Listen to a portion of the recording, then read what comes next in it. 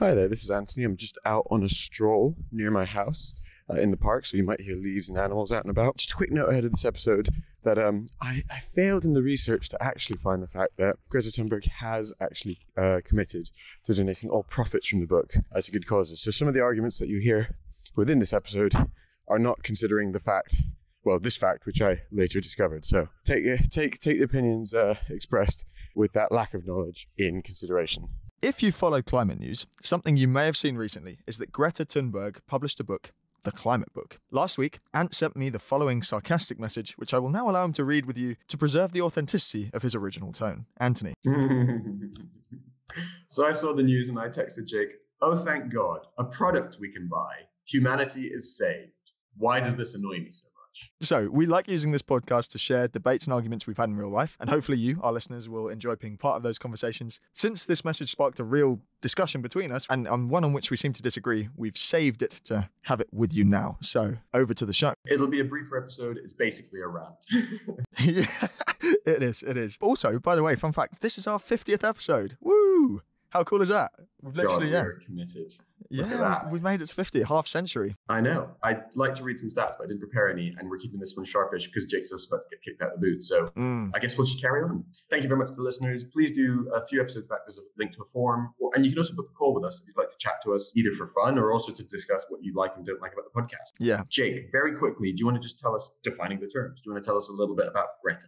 What is a Greta Thunberg? Also, sorry, we should have said, but welcome to the morality of everyday things. And yes, I am, of course, Jake. And I am Ant. Indeed. So yeah, let's crack straight on with this one. I don't know, what did we finalize the question for this? I think the term we were going to go for was just Greta released a book. Great.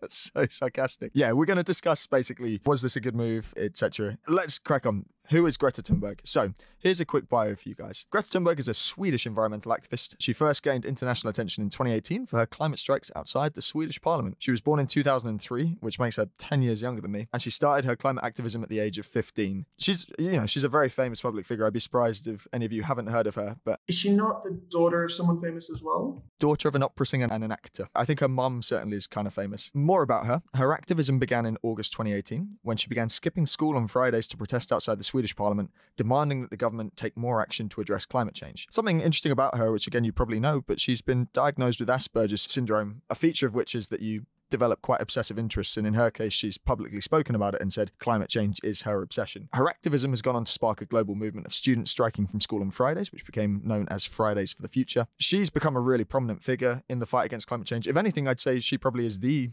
iconic figure. I can't think of someone in the climate movement who's now more iconic than Greta Thunberg, which is impressive considering her age. She's addressed world leaders at the UN Climate Action Summit in 2019. She's spoken at Davos in Switzerland.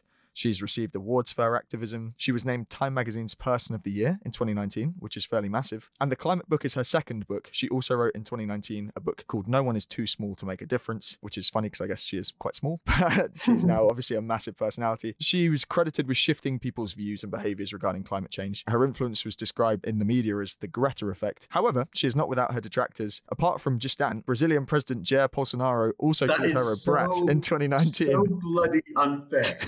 I can't believe she's not without detractors and a dictator no one likes. Dictator. You get a very biased perspective there. Okay, Jake's gonna ask, why does this annoy me? I'm gonna go straight into it. Okay. Why does it? Yeah. There's a fourth point that's not here, and this is kind of the overarching thing. We'll come back to this. Okay. I think the number one thing that annoys me about this, and a little bit about the kind of movement around her, kind of more generally, is this capitalist, modern social media-driven society need to create celebrities, right? And ultimately, we're talking about someone well off in the Western world. Like, fair enough, they did this interesting thing on Fridays, and she's a good activist, etc., etc. But ultimately, this to me is the ultimate capitulation of like capitalist capture of co-opting of every movement, including, ironically, a movement that's supposed to be counter to it. And the fact that it's supposed to be counter to it really makes me kind of dubious of the incentives here. I'm going to actually flip around the order of these a bit, but like the first one that makes me feel uncomfortable in general is like, this feels like capitalist capture and capitalist incentive and celebrity capture, her capitulating to the desire to personally be a celebrity in doing this. The reason I feel that way is, first of all, I'm going to break it down a little bit. One, you can kind of summarize this point as, why are they writing and selling a book? Is the key point the writing or the selling? Both. Actually, the selling is more important. The writing a little bit. So this is the first point. Try and answer that question. Why are they doing this? Is it really an effective strategy, right? There are thousands of climate books. What could this book possibly, including another one that she's written already, what could this book possibly bring that's really new other than her face, right? Cynically, and this is, you just made the distinction between writing and selling, especially the selling. Cynically, it feels like the best reason to do this, amongst all the other strategies for activism that are available to you, is to make money and raise your own profile, right? Like I just can't see how this is the best course of action for climate activism for any incentive other than personally raising your profile and making money. And I can see some genuine, like, oh yeah, but that's also the best way for her to optimize doing something in the midterm. Like, it's a book that's going to disappear into nothingness, right? Like, I didn't even realize she wrote her first book. Okay, follow on, right? And this is the part about selling the book as well and making a physical book, right? And this is follow on from 2. I normally don't like to hold people to unreasonable standards, right? You know, like, I'm not going to say that because she, you know, I'm not going to analyze everything she does and be like, oh, but that's not the most climate optimized thing you can do, right? However, we are literally talking about the person whose whole shtick is going over the top. We're talking about the person who sailed to a conference to make a point about flying, right? Why are you making and selling a physical book? First of all, you've done these unreasonable standards for climate change before. Don't sell the book. Don't sell a physical book. Do a PDF. You can still sell it. And then secondly, if your ultimate aim is climate activism and you genuinely believe that you have compiled information that is going to convince people like nothing else, give it away for free, right? You have plenty of ways to cash in on your celebrity status, right? Why are you making a physical book and why are you selling it for money? That, in conjunction with the previous point, why are you doing this, right? I just can't see any answer that justifies it as the best way to fight climate change, which is her whole thing. And yes, you could argue, hey, a physical book doesn't really matter on the scale of climate change. I agree, but like I said, it's her whole shtick. Neither does flying to a conference, right?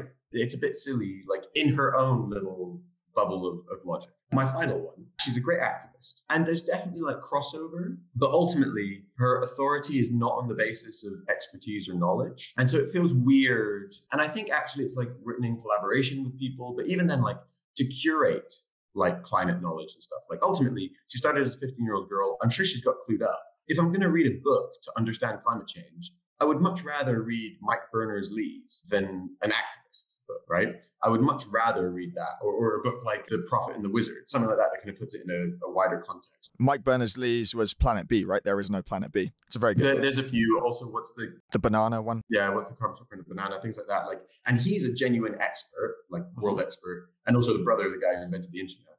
Just not that lends any credibility, but nice halo effect. Yeah, exactly. So that's kind of another part of it, and I think that's largely it. I don't see her as the person to write the book or to compile the book. Probably wasn't even her. It's probably mostly the publishers, and they just stuck her face on it. I don't see how it's the best strategy to actually fight climate change. And even if you genuinely believe that, then I don't understand why you wouldn't give it away for free and you wouldn't do it as a PDF or an ebook or whatever. Okay, rant over. Can I very quickly say one last thing? Okay. It's just an anecdote. Yeah. Why not? Okay. And part of the reason I dislike this is because it's the kind of thing that a lot of people won't disagree with, because why are you going to hate on the activist who's anti-climate change writing a book? It kind of feels like, well, she's kind of on our side, so we have to agree with her. And I hate that as an argument so deeply. And that's sorry to our listeners, it's a very American liberal perspective. I think it's very, very common. I actually had a conversation with an American here in Buenos Aires, and they basically said that. They're like, yeah, actually, the points you make are very fair, but like ultimately, like, Greta's on the right side of the argument, so I support her, right? And I was like, that is the most dangerous, like, intellectual murder you can commit. Why? I don't know if I agree with that. Because agreeing with the right thing for the wrong reasons is incredibly dangerous. If you think the wrong thing, but you have the right reasons, I can reason with you. If your answer is it's popular, so I agree with it, but you don't have the reasoning process to explain why the popular thing is right, that's how people get led astray into like the most vile, supporting the most vile, repugnant things, because they keep assuming that what's popular is correct, right? They're not forming their own rational opinions on things. It's incredibly dangerous to say the right thing for the wrong reasons. Only when it becomes the wrong thing. Well, because it inevitably leads to the wrong thing. If why you inevitably? Do not have the rational process, if you can't identify a small infraction like this, I think a lot of people won't identify large infractions. That's how people start to do terrible things. They don't get stopped or checked until far too late. It's not necessarily the case, but as a society, it's how that happens. Yeah, although, yeah, I mean... It doesn't necessarily follow, But like I said, in some ways, I would rather that people say the right things but follow the right procedure, and then I can debate with them, than the other way around. You mean say the wrong things? I'd rather people say the wrong things about the right reasons, and then I can talk with them. Because I think a lot of people, for example, will hear me say this, and they'll just be like, oh, it sounds like anti-climate stuff. It's like, I'm clearly not anti-climate, but I do think that we should apply a rational lens to this. All right. All very interesting points. I think the best thing, so that it doesn't become two-sided, is I'll take your points one by one and we can discuss them. Before we do, I have a little present for you. Oh, you didn't buy the fucking... No! Of course I bought the book. You have supported her capture by capitalism and celebrity. I stand by it for a number of reasons, which we'll go into. I just wanted to start off with the first sort of soundbite thing with, this is a literal case of you judging a book by its cover, Ant. But actually, it's a fantastic book. And I think I've read the first part and looked at the content, so I'm going to read the rest of it. I'd summarize my argument by saying I think this is a good use of platform to elevate the views of lots of experts. So the way the book is actually structured, and I think you might know this, but the way it's structured is Greta writes... It's like 100 interviews or something, or what? Yeah, so what she's done is she's got 100 like climate scientists or like general experts to write chapters, but the chapters are all really short. So they're like less than 5 pages. They're essays, effectively. They're actually all really well written so far. They've been deliberately, like, I think the publishers have held them to quite a high standard of being concise. There's really nice diagrams. They're very pleasing to look at. But essentially, she's like distilled all this kind of climate wisdom into what becomes quite a comprehensive, almost textbook manifesto of the movement. And this is the reason I support it, is the word manifesto I think is kind of key, is because effectively what's happened is she's used her platform to compile a book where you could have 100 of these guys individually writing their own expert books. Like you'd probably acknowledge, none of those would necessarily reach the same level of attention. It's actually, ironically, following our episode on strikes, there's a kind of union effective. Greta is a figurehead of bringing all these experts together. But I mean, like, I still debate, is this truly, on the one hand, there are books that change the world. You know, you can think about something like the Communist Manifesto. The Communist Manifesto, which actually was just a pamphlet, not really a book. Another example would be something like Das Kapital, which did that book matter as much? I mean, it mattered a lot to Marxist thought, but then like the trickle through was through academics, which this will not have. But like, okay, you can take something like the cultural impact of something like the Gulag Archipelago. I still think the overwhelming likelihood is that this book will not change it. Tell us more about the Gulag Archipelago. What's the deal there? It was a book written by a Nobel Prize winning author who basically wrote about his experience in gulags. And it was like a big cultural shift. Like it got popular in Paris and the Western world. And it was a big cultural shift against USSR. And it kind of helped lead to its downfall. It wasn't single-handedly the book, but the book was an important part of it. Well, this is the important thing with books, right? Books can matter. But like, I still struggle to see how like another book, because you think all these people who've written these essays, you think I would be willing to put, I haven't checked, I'd be willing to put money though.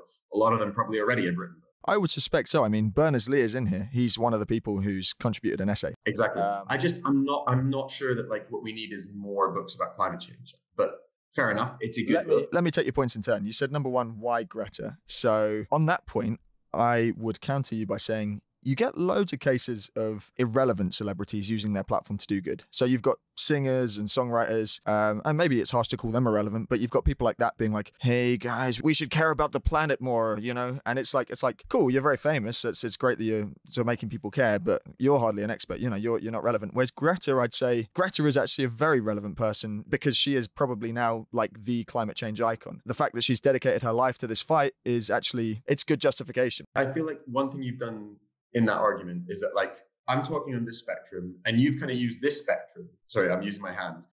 For the listeners. I'm talking on a narrow spectrum. Jake's talking on a very large spectrum and he's using that large spectrum to make the small spectrum seem fair. Yeah, it's my ability to see the bigger picture, and that's Yes. I'm just saying, look, don't get me wrong. Like, is it totally irrelevant? No. Right? But I still stand by, like, her field of expertise would mean like, should she talk at a festival or something, which she has many times? Yes, she's completely the right person to do that. She is the spokesperson. She's an activist, right? But if you're going to write a book about content, the fact that she hasn't literally written it herself. She's written parts, and to be fair, her parts they're very eloquent. The ones that I've read so far, anyway. Congrats to her ghostwriter, the publisher who decided to pull it all together. You don't know that that's the case. What's the point is just, I mean, she has read up on this enough that like, I wouldn't say she's unqualified is my point. Or you're making assumptions if you think that she is. You're making assumptions if you think she is unqualified because she's probably thought about this more than you and I. This is the burden of proof, right? The reason someone becomes a PhD in climate science is to validate that they're an expert. It's not on me to prove that Greta's not an expert and that we should assume that she is because she does something semi-relevant. That's why people become academics, to, first of all, develop the expertise, and secondly, confirm it to other people. Wait, you're saying the burden of proof is on me to confirm that she is an expert? Yes. Is that true? Yeah. That's Why? why people get PhDs. Look, when someone talks about something, that's why people become academics and get PhDs, right? But to some extent, that's the beauty of develop expertise and prove to other people that they have it. To be fair, that's part of the beauty of the structure of this book, though, is that she's assembled these opinions, right? That won't be all down to her. The assemblage of those opinions, like, is she the right person? And then also, this is the other point, like, is she even really doing this, or is some publisher plastering her face on the top of it? Again, capitalist capture of an icon for a movement that's supposed to be anti-capitalist largely. Yeah, I mean, if that's the case, then Greta isn't really the villain in this piece, though, because Greta herself she's a medium. Maybe she's not a villain, the integrity or the understanding to be like, hey, wait, don't co-opt my image, even if it the publishers want to sell books. Because again, if they didn't want to sell it, it would be away for free. It's Penguin.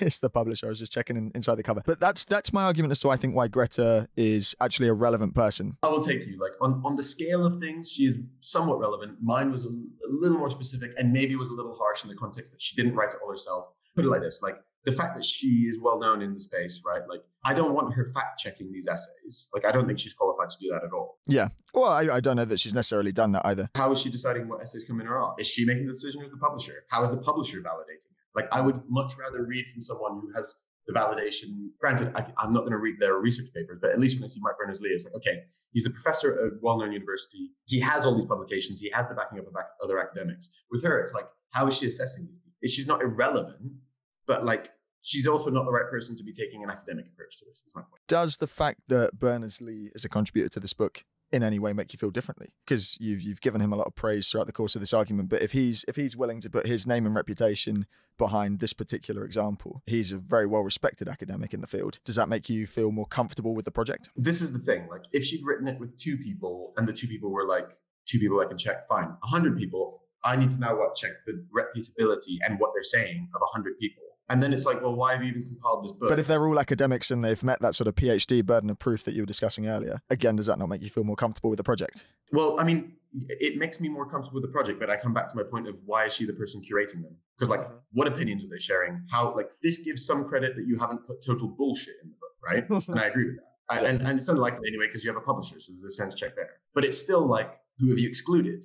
Have you included any views that disagree with what you have to say?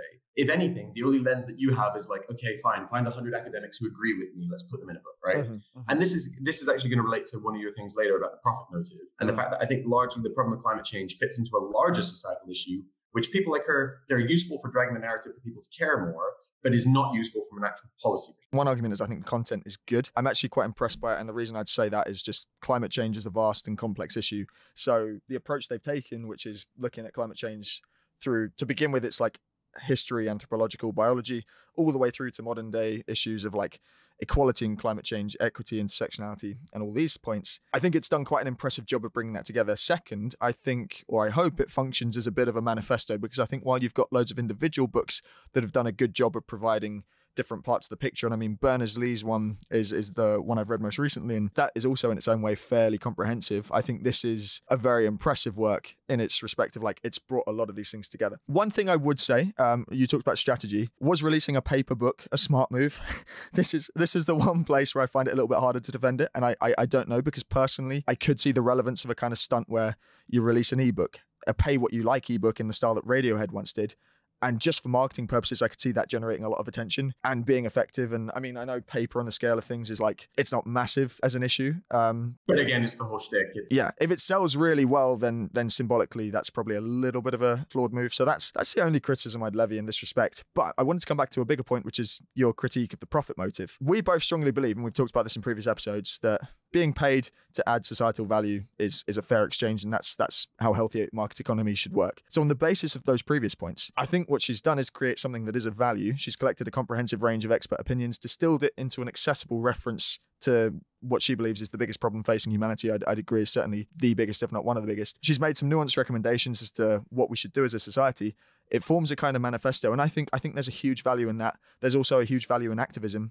So I really don't have any problem like paying for this book. I don't see profit for that as a bad thing. Okay, super quickly, just because we're short of time. So my problem isn't that I disagree with that as a general principle. Say, for example, someone makes an awesome climate company and it sells some solution that is super important to climate change, electric cars, whatever, some new form of battery, right? I'm not saying that they're obligated to give that away for free.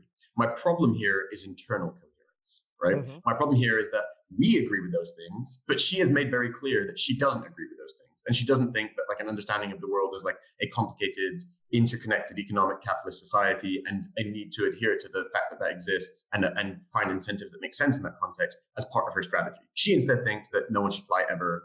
I mean, I'm being hyperbolic. You get my point. Like she. Well, she I don't know if that's totally fair. Who instead doesn't fit within. Who doesn't fit within. And maybe that's unfair. Maybe she's like making her opinion more nuanced as she grows up.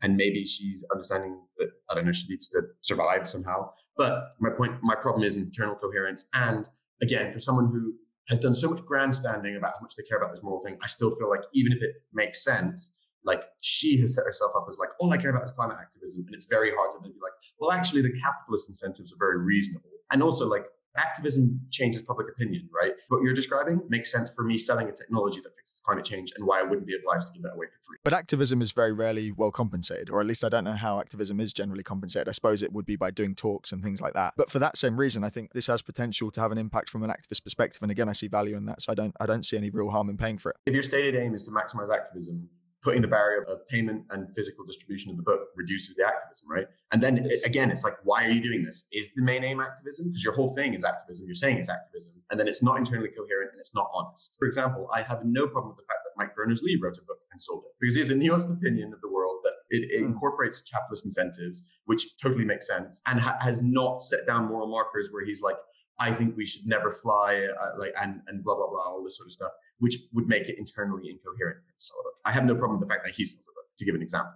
And he cares about climate change and there's a lot about it. The net result of that is you are holding Greta to an extremely high standard. And admittedly, it's one that she's kind of set herself because she's vegan and she doesn't fly and all these things. However, I don't think it's then fair to say she's not allowed to, she's not allowed to buy and sell things in a capitalist economy because she stands roughly against it. I suspect it's something she'll come to. Yeah. I'm not hating the fact that like she goes to the supermarket, but I think making a book and physically selling it rather than just distributing it for free probably falls in that camp. If she genuinely thinks that this book is going to change the world and she genuinely, all she cares about, she's a super activist, all she cares about is maximizing fighting against climate change, it's hard to justify not giving it away for free. And if she doesn't think that, then why are you writing the book? I would say, though, then isn't that a case of the great being the enemy of the good? Or at least your argument is she could have done it better. And to be fair, that's the one thing where I'm going to agree with you a little bit and say, I think the marketing behind it probably could have been better. At least releasing a paper book doesn't seem like the best PR move for Greta.